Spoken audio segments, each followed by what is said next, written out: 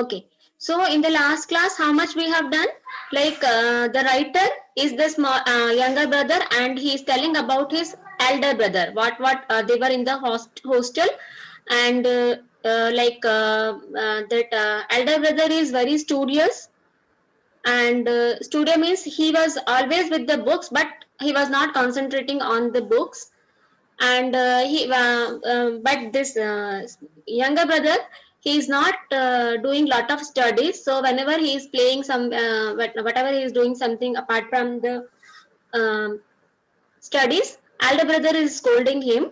So that time this writer, he is very much what to say, he is very much nervous, and he is thinking like, I will do studies, like that he is deciding. So he is what he is doing,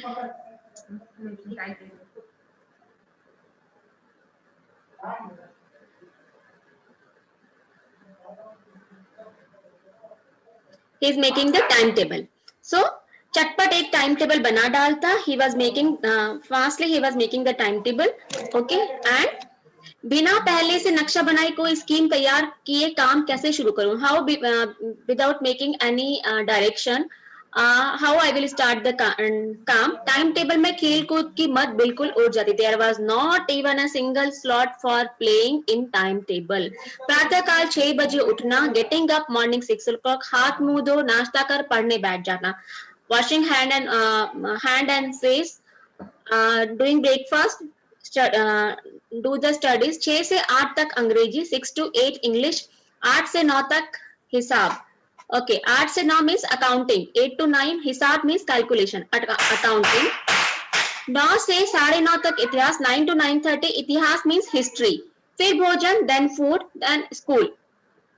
3:30 बजे school से वापस, 3:30 coming back from school, आधा घंटा आराम, 30 minutes rest. 4 से 5 तक भूगोल, geography. 5 से 6 तक ग्रामर, आधा घंटा हॉस्टल के सामने ही टहलना, for taking a walk in front of hostel. 6:30 से 7 तक अंग्रेजी कंपोजिशन, इंग्लिश कंपोजिशन. फिर भोजन करके 8-9 तक अनुवाद, then 8 to 9 after dinner translation. 9 से 10 हिंदी, 10 से 11 विविध विषय, एंड फिर विश्राम. देन आफ्टर दैट विश्राम मीन्स स्लीपिंग. मगर टाइम टेबल बना लेना एक बात है और उस पर अमल करना दूसरी बात. But making the time table is one thing and follow it, strictly follow this is a different thing. पहले ही दिन उसकी अवहेलना शुरू हो जाती है. That first day only ignorance is started.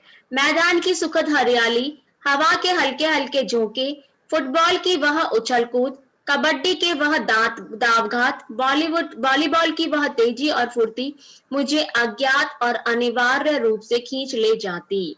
मैदान की, that in the ground, that सुखद मीन्स सेटिस्फाइंग ग्रीनरी. हवा के हल्के हल्के झोंके means that breeze of wind. Football की उछल कूद, that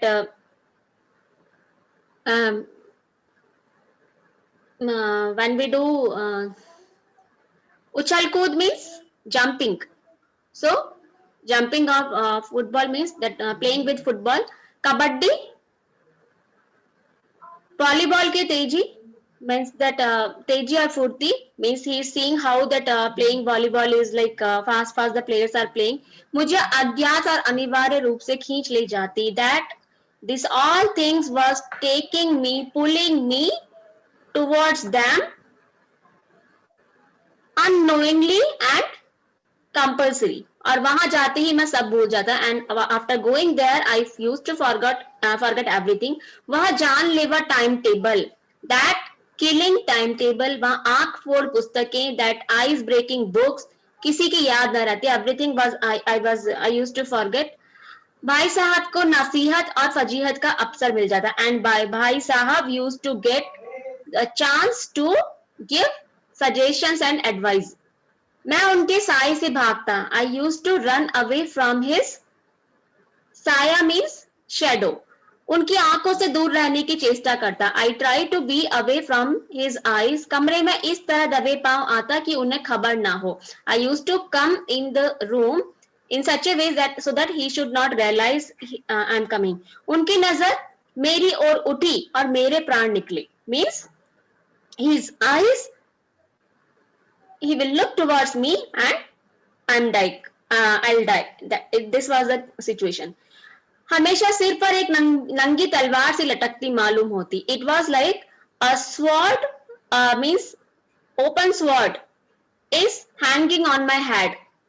the condition was in such that, फिर भी जैसे मौत और विपत्ति के बीच भी आदमी मोह और माया के बंधन में जकड़ा रहता है। Then still in death and problems are there, but still the human is connected in the life, right? He is very much attracted with the life, right? He know the death is compulsory, but still he is not, he is having that attraction towards the life. मैं फटकार और गुड़कियां खाकर भी खेल कूद का तिरस्कार न कर सकता था। After getting the scoldings then also I could not ignore playing. Then part 2।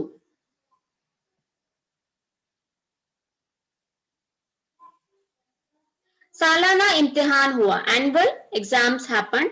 भाई साहब फेल हो गए, मैं पास हो गया और दर्जे में प्रथम आया। भाई साहब was failed, I was passed and I came first in class. मेरे और उनके बीच केवल 2 साल का अंतर रह गया। Now in his class and my class there was a difference of only 2। Before it was like 3, now the difference was only 2 classes. जी मैं आया भाई साहब को आड़े हाथों लूं। I wished I should take him nicely. आपकी वह घोर तपस्या कहाँ गई? Where is your that strict puja worship towards the studies? मुझे देखिए मजे से खेलता भी रहा और दर्जे में अव्वल भी आया। Look at me, I was आराम से playing also and I got first place in class also. लेकिन वे इतने दुखी और उदास थे, but he was very sad, so मुझे उनसे दिली हमदर्दी हुई। I had a sympathy with him, और उनके गांव पर नमक छिड़कने का विचार ही लज्जास्पद जान हुआ। And I thought if I will like already he is sad and if I will say some bad words then it will be like shameful for me. जले पर नमक छिड़कना means already someone is burned and sprinkling the salt it will give him more hurts, right? हाँ, अब मुझे अपने ऊपर कुछ अभिमान हुआ और आत्मसम्मान भी बढ़ गया। Now I had some proud of me and self respect. भाई साहब का वह रौब मुझ पर ना रहा। दैट काइंड ऑफ रॉब मीन्स इम्प्रेशन ऑफ भाई साहब was not now on me. आजादी से खेल कूद में शरीक होने लगा। Now freely I was involve in the playing. दिल मजबूत था। Now my heart was strong. अगर उन्होंने फिर मेरी फजीहत की, now if again he will scold me and he will whatever he will insult me, तो साफ कह दूंगा, clearly I will say, आपने अपना खून जलाकर कौन सा तीर मार लिया? by burning your blood which what you have got, कौन सा तीर मार लिया means what you have achieved। मैं तो खेलते कूदते दर्जे में अव्वल आ गया। Playing also with playing also I came first in class। जुबान से यह हेकड़ी जताने का साहस न होने पर भी मेरे रंग ढंग से साफ जाहिर होता था। by not speaking, जुबान से means with the tongue, by not speaking from mouth means I could not say these words to the Bhai Sahab, but still the way I behave with my behavior it was clearly visible that भाई साहब का वह आतंक मुझ पर नहीं था। That kind of impression of भाई साहब was not on me now. भाई साहब ने इसे भाप लिया एंड भाई साहब अंडरस्टूड दिस। उनकी सहज बुद्धि बड़ी तीव्र थी। His mind was very sharp. और एक दिन जब मैं भोर का सारा समय गुल्ली डंडे की भेंट करके ठीक भोजन के समय पर लौटा, and then one day when I wasted all my time, I devoted all my time in playing gulli danda in morning and exactly at the time of lunch I came back, तो भाई साहब ने मारो तलवार खींच ली. Then भाई साहब has taken the sword out, और मुझ पर टूट पड़े, and he has attacked on me. देखता हूं इस साल पास हो गए और दर्जे में अव्वल आ गए.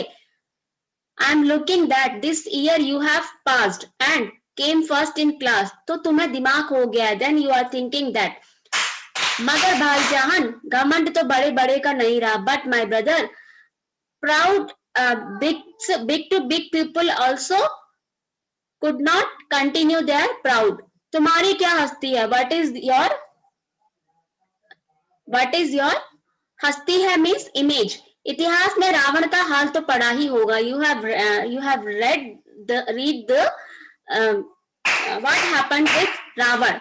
उसके चरित्र से तुमने कौन सा उपदेश लिया? with his character which lesson you have taken. और यूं ही पढ़ गए या यूं ही पढ़ गए, और like that only you have studies. महज इम्तिहान पास कर लेना कोई चीज नहीं है. only clearing the exam is not a big deal. असल चीज है, the real thing is बुद्धि का विकास, डेवलपमेंट ऑफ माइंड. जो कुछ पढ़ो उसका अभिप्राय समझो. Whatever you read understand that. Ravan भूमंडल का स्वामी था. रावण वॉज द स्वामी means you can say a god. Ravan was the god of Bhumandal, full the land. He was the owner of full land, full earth.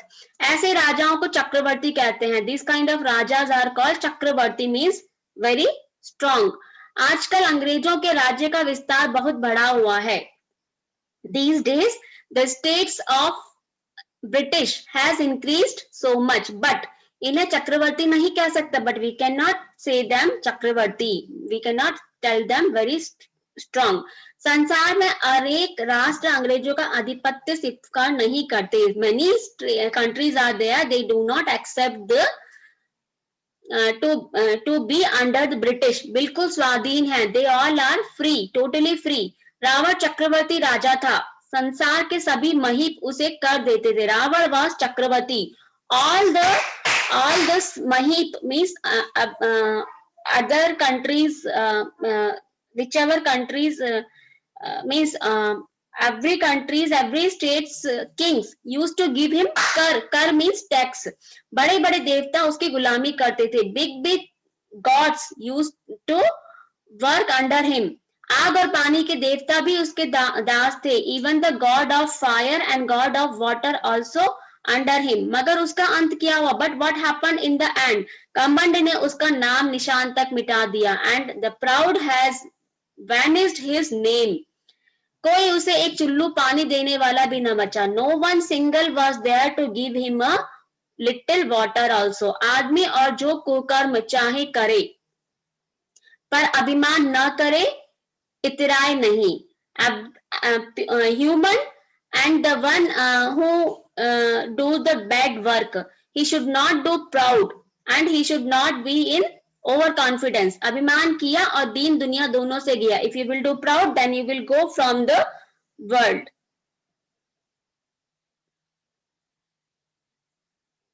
शैतान का हाल भी पढ़ा ही होगा. and even you have read the what happened with devil. उसे यह अभिमान हुआ कि ईश्वर का सबसे बढ़कर सच्चा वक्त कोई है ही नहीं. what he realized, what he was proud for, that he is the most bigger devotee of God. अंत में यह हुआ कि स्वर्ग से नरक में धकेल दिया. and what happened finally? from the heaven he was pushed towards the narak, underground. Shahi room ने भी एक बार अहंकार किया था. शाही room also once did proud. भीख मांग मांग कर मर गया. he died after begging only. तुमने तो अभी केवल एक दर्जा पास किया है. you have done only one class. और अभी से तुम्हारा सिर फिर गया. now only your head has gone. तब तो तुम आगे पढ़ चुके. then you have done studies after that. यह समझ लो कि तुम्हारी अपनी मेहनत से पास नहीं हुए हो. You should understand that you have not cleared exam with your hard work. अंधे के हाथ बटेर लग गई. It is like old man will get a बटेर. गुलेल means simply by luck you have passed. मगर बटेर केवल एक बार हाथ लग सकती है, बार बार नहीं. बट बटेर will come in your hand one time only, not every time. कभी कभी गुल्ली डंडे में भी अंधा चोट निशाना पड़ जाता है. Some time in gulli danda also without seeing also you will get the correct target. इससे कोई सफल खिलाड़ी नहीं हो जाता. then that player will not be the successful player. सफल खिलाड़ी वह है जिसका कोई निशाना खाली न जाए. The one who is successful is the one who's not even a single निशाना खाली न जाए, not even a single shot will go waste. मेरे फेल होने पे मत जाओ. don't go on the thing means I got fail. मेरे दर्जों में आओगे तो दांतों पसीना आ जाएगा. when you will come in my class then your teeth also will get sweating. जब अलजबरा और ज्योमेट्री के लोहे के चने चबाने पड़ेंगे. then when you have to chew the iron chanas of algebra and geometry. इंग्लिस्तान का इतिहास पढ़ना पड़ेगा. and you have to read the study of इंग्लिस्तान. बादशाहों के नाम याद रखना आसान नहीं. Remembering the names of बादशाह means the kings is not that easy. Okay, I will continue this in next video. Okay.